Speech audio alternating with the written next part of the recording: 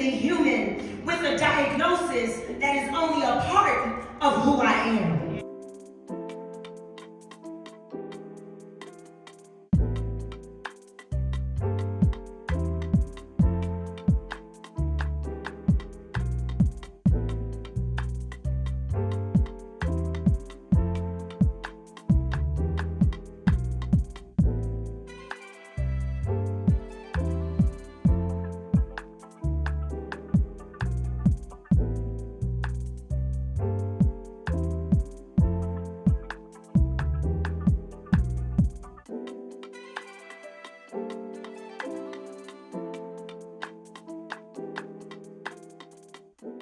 It's Tuesdays with Tawana. Let's get it. You ready? Let's go.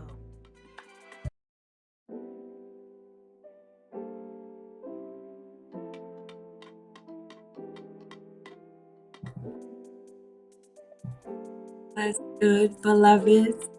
Welcome to Tuesday Tawana with Dr. Tad. I am your host and your curator. Come on in the room, because we can only build community when we're together. And we build community one woman podcast at a time. We are live here on Facebook Live. We're live on YouTube. We're live on LinkedIn. And if you happen to miss all of the live features, you can always subscribe to my podcast channel, Tuesdays with Tawana. Subscribe to the podcast. You can listen to recordings, add comments, share.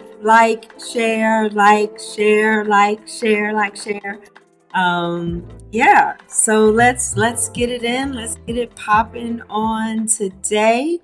Today we are talking about woman. That's just woman. That's just where it is right now. We just gonna sit that right there on the shelf where we can reach it. You know, we put the cookies on the shelf where they can be reached. So I am so grateful to be here on this Tuesday, joining with you, building community.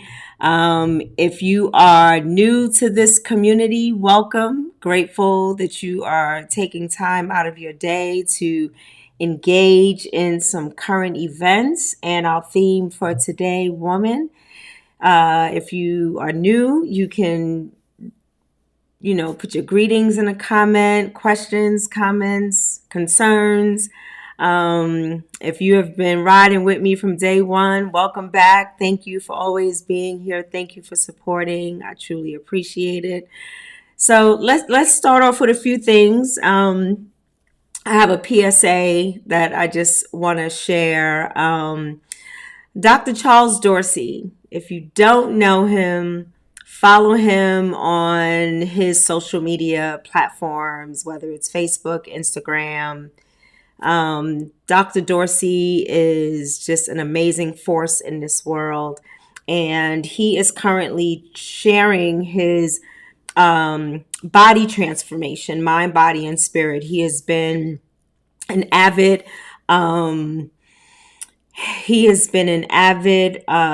caregiver of his body for the last 3 years, and has really inspired hundreds of people to take care of themselves internally so that it shows externally.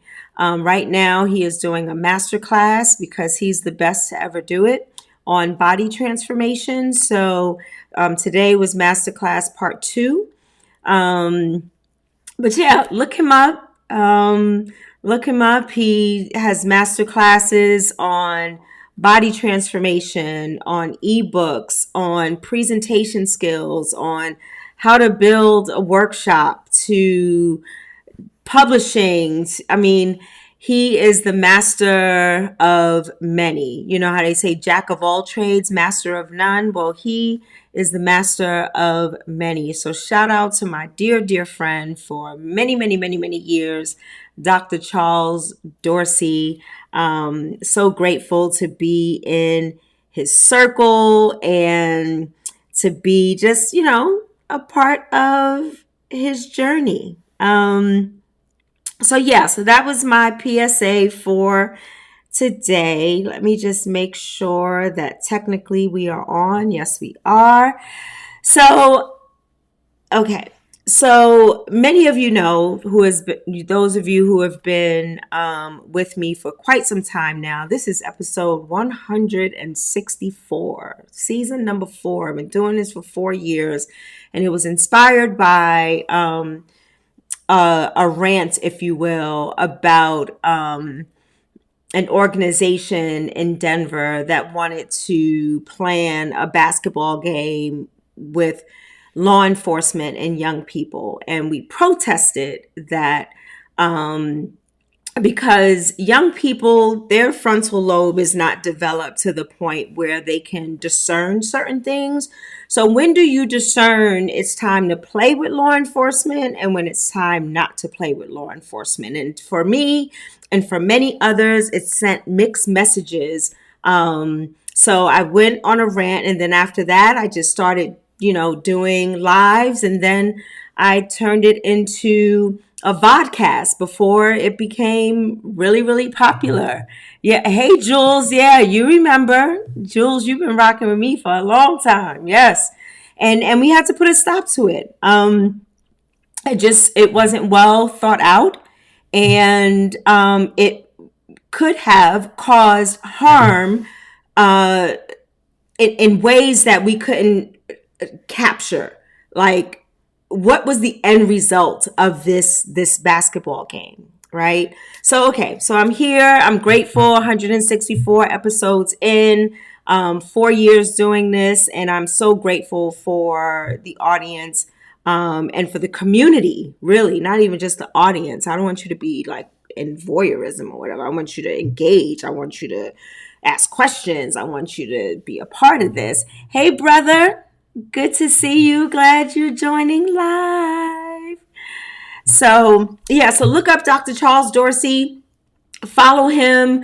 He has some great information.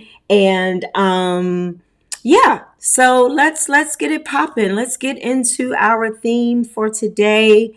I felt strongly just about this topic and this moment, especially during this season. You know, this season is almost like unbelievable. It's like, is this really happening? Like, are we really experiencing this? Hold on.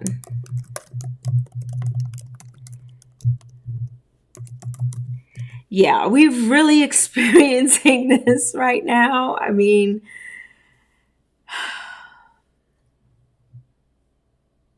okay, so let me bring it back. I don't want this to be a political rant because we hear enough of that. I want this right now to be a space of reflection and a space of really a challenge to look at ourselves and really review, reflect, understand what lens we are viewing things right now. What lens are we using to see, to name, to combat, to sit back, to step up, to affirm, to reaffirm, to deny? What lens are we looking through?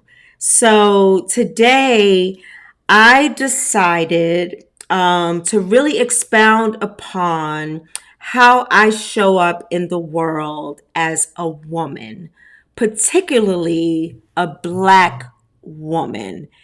Yeah, Jules, I know. I love what Whoopi says on The View. She says she has her popcorn and it's nothing she could do about what may happen. It's nothing we can do right now at this point. We as voters, as daily, everyday citizens of this country. And some of this stuff may actually come into fruition and some miraculously may not.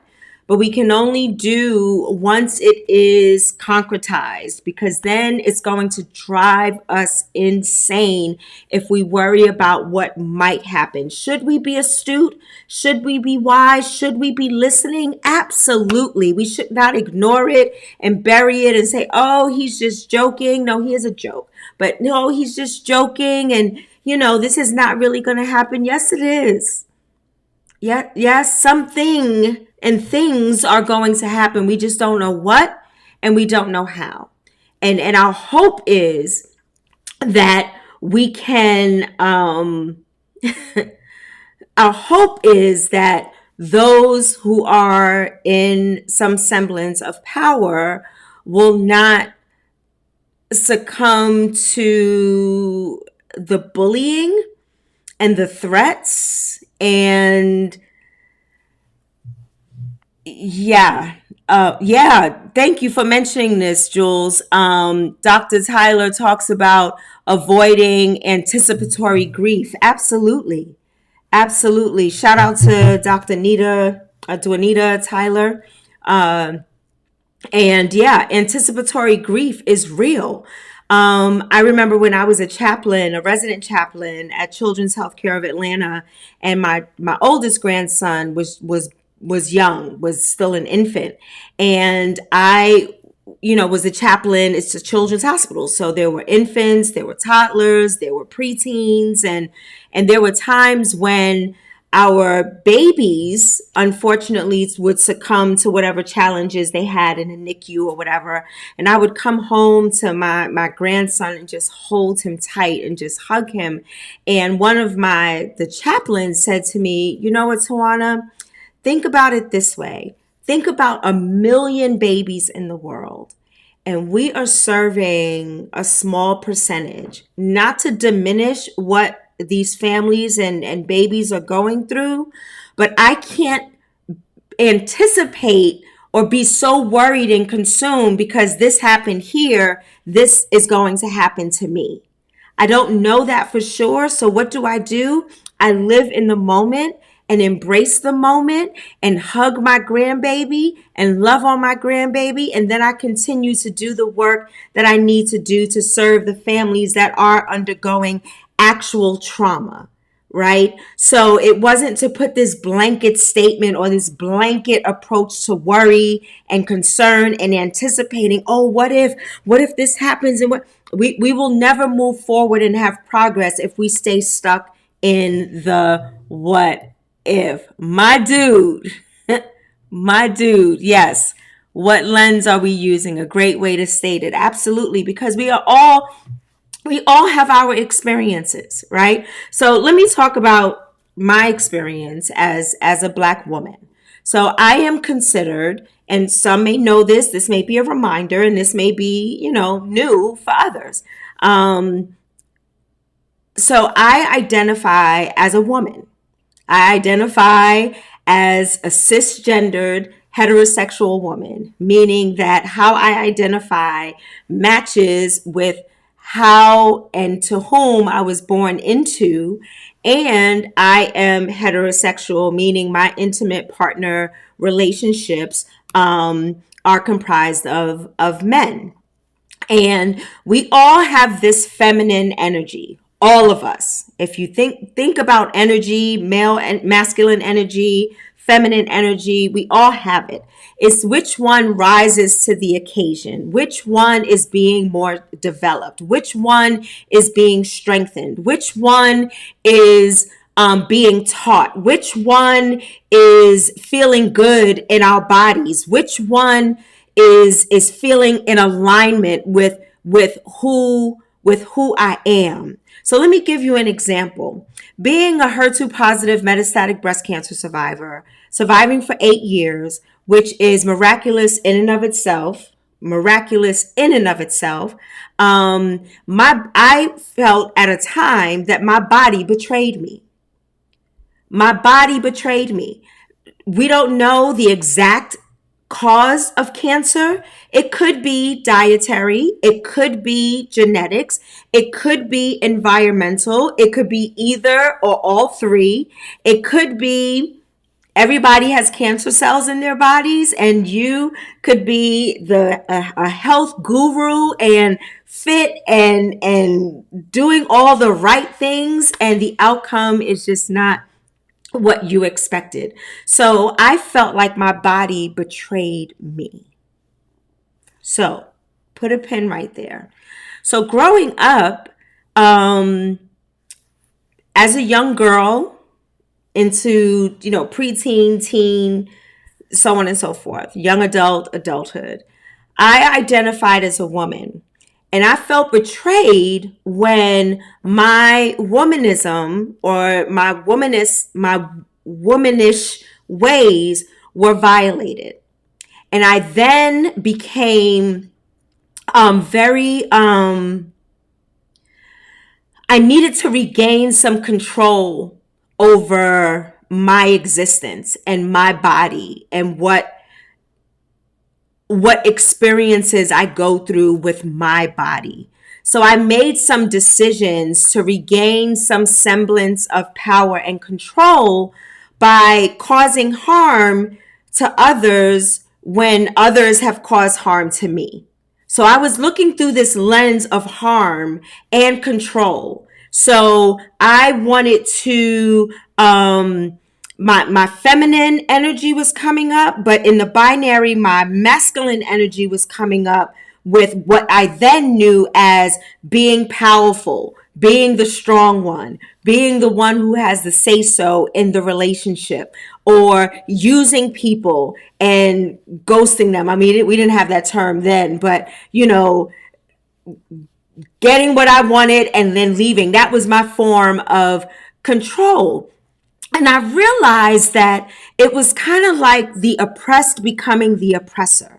Like instead of dealing with the hurt and the harm, I then became something that wasn't true to myself, to then prove something or to try to feel good about myself with external measures. So let me back this up a bit because it's getting a little layered.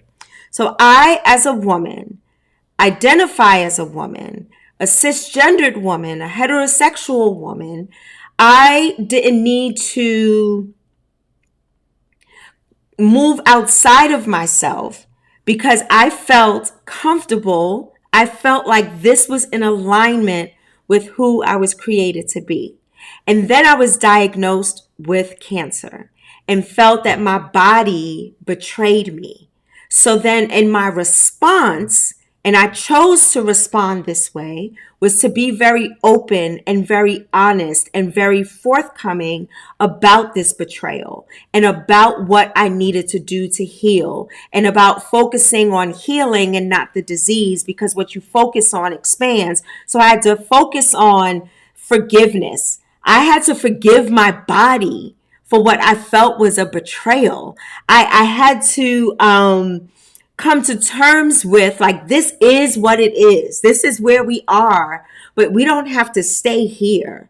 Like, I can still make the best of my quality of life. I can still make the best of my living. Whatever that is for you, I had to decide to do what was good for me and my skin, my spirituality, my physicality, my mental state. I had to do what was best for me. So why do I say all this when I talk about being a woman? So as we know, Malcolm X says the most disrespected person in America is the Black woman. The most unprotected person in America is the Black woman. And the most neglected person in America is the Black woman. So I have a lens where the world doesn't love me, and I have to learn to love myself and to move forward in my womanish ways, my identity. I teach people how to treat me as a woman who is outspoken, loving, communal, educated, for whatever that means, and truly embrace my identity because it's in alignment with who I am. Okay. So now this is where I'm going to lose some people, and some people may not agree, and that's okay. We can agree to disagree. Transgender beloveds make up 1% of the population. And there is so much rhetoric around the possible harm or misunderstanding or shaming or dehumanizing transgender beloveds. And what I want to offer today, Sarah McBride is the senator in Delaware, newly elected senator-elect in Delaware. And she calls it the dual story of pain and progress. So Sarah, as a transgender woman, right, in her identity, she shows up as a woman. She shows up with a feminine energy that is more salient for her. She shows up as a senator who has ideas and ideals and wants to make Delaware a better place. And when she goes to Washington, she wants to represent Delaware, and and at the same time show up as she is as a transgender woman. So her feminine energy rose to the top. It was more powerful, and she felt in alignment with being a woman, although it did not match what her birth gender was. So why am I bringing this up? Just like when we were brought to this country, we were dehumanized. We were considered 3/5 of a person. We were raped. We were forced to raise our rapist children. We worked sun up to sundown and beyond. We were killed. We were lynched. We were mutilated. Our families were separated. We were separated from our tribes because we didn't fit into this white model of power and control. And the Christian scriptures then supported that. When you talk about twisted scriptures, thank you, Reverend Carey, about slaves obey their masters, those things, those tools were used to keep us outside of who we are destined and designed and ordained to be. And that is really a decision that we make individually as a part of the collective. So those beloveds who were forced to live outside of their essence and their true divinity then had to fight for identity, to fight to be seen, to fight to be heard in who they were. So we fast forward, and now we find ourselves doing the same thing, except now we were the oppressed, now becoming the oppressor, where I don't want gender neutral bathrooms. Well, quite frankly, gender neutral bathrooms are actually good, because if a mom is with her son and he has to go to the bathroom, or a dad or a caregiver who's a man has to take the daughter to the bathroom, they can go in and make sure that their child is safe. I am more afraid of Matt Gaetz than I would ever be afraid of someone who identifies as transgender or as drag or as non-binary. We have now been looking through this lens of what supremacy has now taught us, and we have forgotten that we have gone through the same thing of identity judgment and dehumanization and disrespect and danger. And now we are putting others in the same situation that we were in, instead of honoring who we are and how we show up in our bodies and honoring that. It is not causing me any harm. What happened to the premise, the oath that doctors take, first do no harm? Can we embody that? Can we hold on to that? Especially for me as a Black woman, the first thing I want to do is do no harm. Yet there are others who will continue to do me harm by not hiring me, by sex trafficking, by abuse, by dehumanization. My pastor, Pastor Mike, said there was this pastor that said, oh, they disrespected Kamala Harris, VP Kamala Harris, and I will never have them, disrespect a woman. That's my sister, blah, blah, blah. But yet you in a denomination that doesn't believe that women should be preachers. So what lens are we looking through when we are making these decisions and acting out on these decisions that are not rooted in love, that are not rooted in honor, that's not rooted in humanity? Let me look through a lens, or create a lens. Let us create a lens that looks at another from their humanity. And then when people show you who they are, believe them. When they show you that they rather wash away our history because they are afraid that what they have done to us, we will then do to them. Or if it ain't white, it ain't right. Or it's very individualistic, or very capitalistic, or very dehumanizing, and very controlling, and very whitewashed. And all of that is tied into how we show up and who we are and who we are becoming, which demands a level of respect when I look through the lens of honor and I look through the lens of seeing you as a human being, seeing me as a human being, as a Black woman, as someone who deserves to be honored, to be revered, to be seen, to be respected, to be held, to be lifted up, to journey with, to have power with and not power over. So it's the same way if I use that analogy and now string it along for our transgender beloveds, or our lesbian beloveds, or our gay beloveds, or our bisexual beloveds, or our non-binary beloveds. It's the same thing. Let's look at humanity first.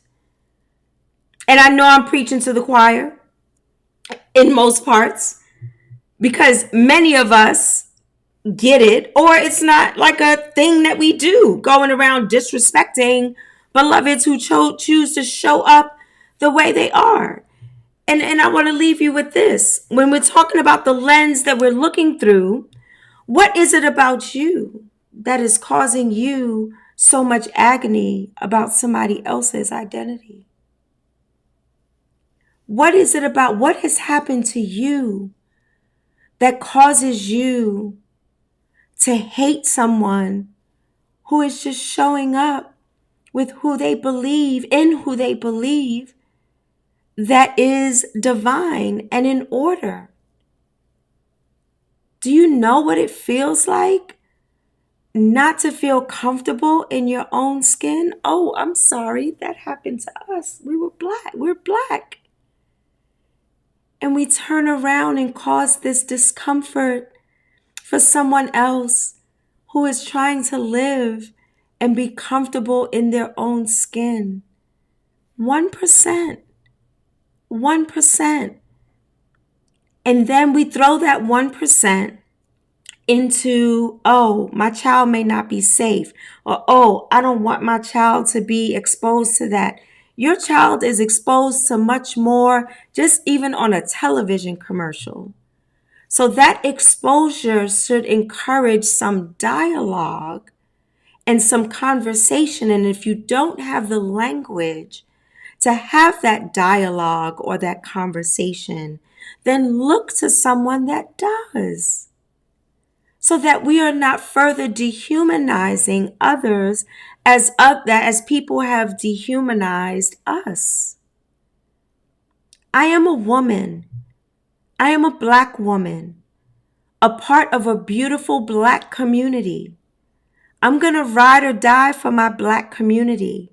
I am going to ride or die for those who are also marginalized, because I want to stand on the margins so that the margins disappear. I want to be able to honor who I am when others are not honoring who I am. And it's evident. It's evident right now. It's in our face. It is in Project 2025. It is right there laid out. They have had a game plan for the last 16 years. What are we going to do to honor ourselves as women, as Black women, as Black men, as other groups that have been marginalized?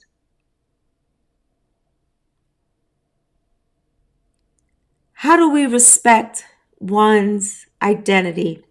And I'm not talking about identity politics, respectability politics. I'm not talking about meritocracy. I'm not talking about elitism.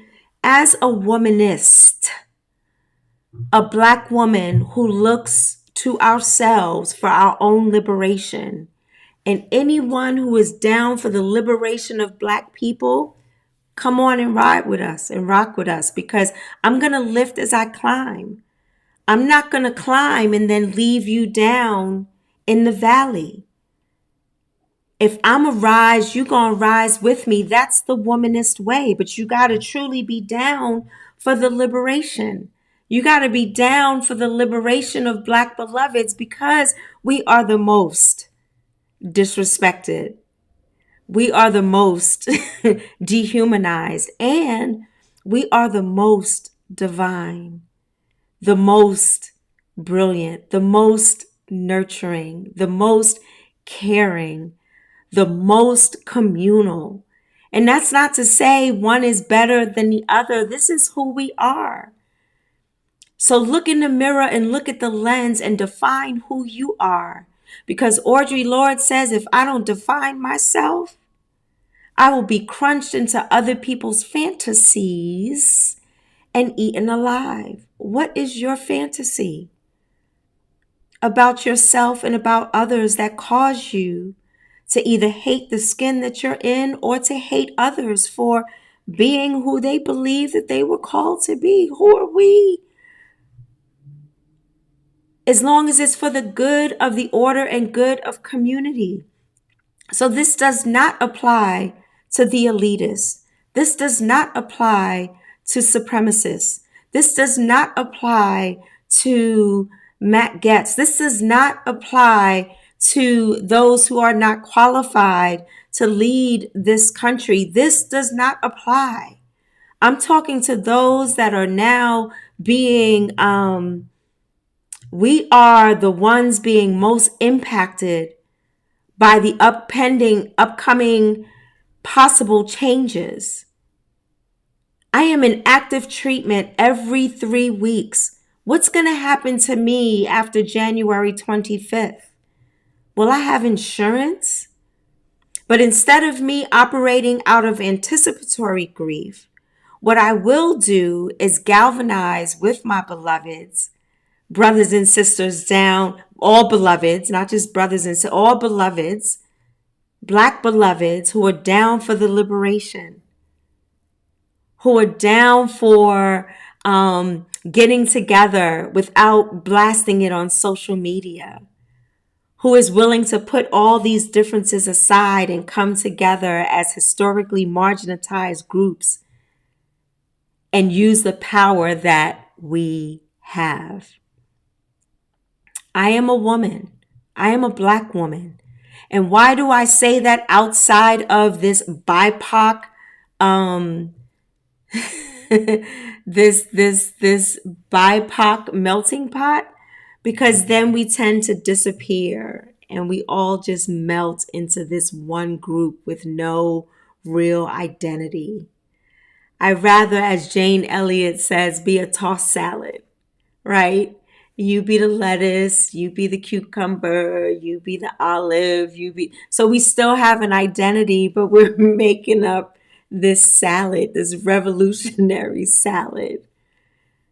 So because I say I am and I affirm who I am as a Black woman, if it makes you uncomfortable, check what lens you are looking through and then look inside yourselves to find out why that is so troublesome to you. Why is our transgender beloveds so troublesome to you? When 41% of Black women are dying disproportionately to breast cancer than white women. Why is that bothering you so much when I brought a half a gallon of milk the other day for $3.50? Why is that concerning you so much when we are being killed in these streets unjustly? Why is that so pertinent and so painful for you? And why do you feel that you must dehumanize somebody else when you and your foreparents know what it is not only to be dehumanized, but killed because of it? I am a woman. I'm a Black woman fighting for her life every day, mind, body, and soul. Whether it's fighting against cancer, fighting against societal ills, fighting against the way I wear my hair, fighting against my dark skin, fighting for my grandsons, who my grandson just experienced 2 events after the election. Being stopped, coming from the gym. What lens are you looking through when you see me as a Black woman, and that what feeds that lens is your prescription? So what is happening? What is your body being, what is it lacking that needs a prescription for you to look and see clearly another human being that is down for the liberation, that is down for freedom, that is down for loving one another, that is down for grace, that is down for mercy, that is down for collective works and responsibility, that's down for hope, that's down for peace, that's down for the revolution. The revolution it's so layered. So layered. It's not just about grabbing our guns, although that is a part of it, because we have a right to bear arms. Oh, but that doesn't apply to us. As a matter of fact, our indigenous beloveds are still called savages in the Constitution. Enslavement is still legal in the Constitution in most states. It says involuntary solitude, blah, blah, blah, except, and it gives exceptions for those who can be enslaved. And we're worried about our transgender beloveds and how they are showing up in a way that their energy calls forth. Ah, beloveds.